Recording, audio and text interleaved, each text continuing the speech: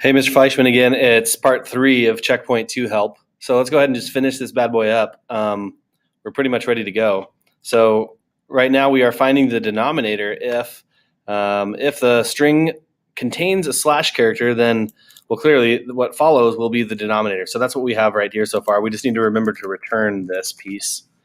So if there's a slash character, that means the denominator is what's left of the string, which means we're just going to take the substring beginning at the index right after that slash character, and that's what we want, the rest of the string. So if that's not the case, if it doesn't contain a slash, well, then we want to return what the instructions told us to, and that was that the denominator will be 1. So if we're looking at just a whole component, the denominator we want to say is going to be 1 because it wouldn't make sense to have a 0 denominator. Okay, so let's just kind of go ahead and let's assume this is going to be pretty good. Now remember, if you are kind of following along here, make sure that you return checkpoint 2 answer out of your produce answer method, or else you're going to get an error yelling at you here. So return this checkpoint 2 answer that we went with. All right, so let's go ahead and maybe test one. Let's just test one of these real quick. Make sure we get what we want. How about 4/5 plus 9 and 9/19? So what would you expect to come out? Hopefully the whole component is 9, the numerator is 9, and 19ths is the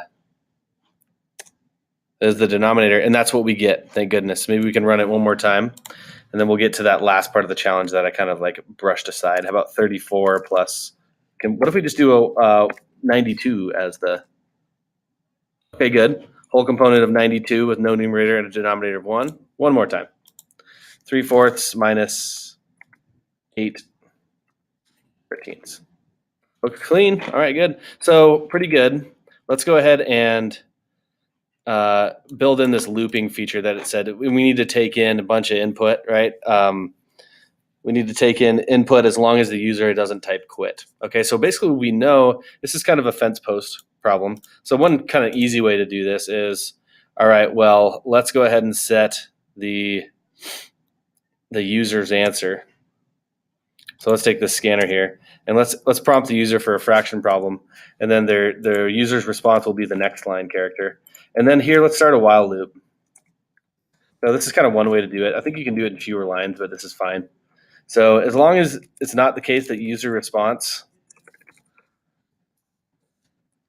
equals, or dot equals, excuse me, quit.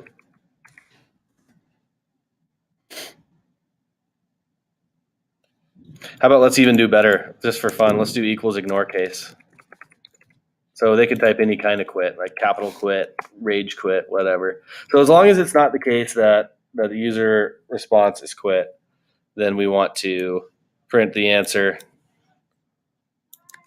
Let's go ahead and put that in here. So we're going to print the answer to their question, and then we'll prompt again. Okay, we'll just borrow this, put it down here. This is a pretty easy way to do it, right? Can we follow this? We don't need to declare it anymore. So user response keeps getting redefined at the bottom of the loop, and then it checks. So if it's quit in any sort of case, then it's just going to go ahead and exit this while loop. If it's not quit, then it's just going to go ahead and do the produce answer on that response. So now we can test over and over again, I believe. Let's try. Let's just make sure we can quit, just for fun. Can we quit? Yes, we can. Terminated, you see.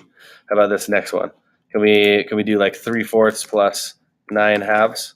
The whole component is 0, numerator 9, denominator 2. Can we do 3 and 9/89 minus 987 and 234 5/30 seconds? Look at that. Okay, this thing is pretty clean. I think this is working.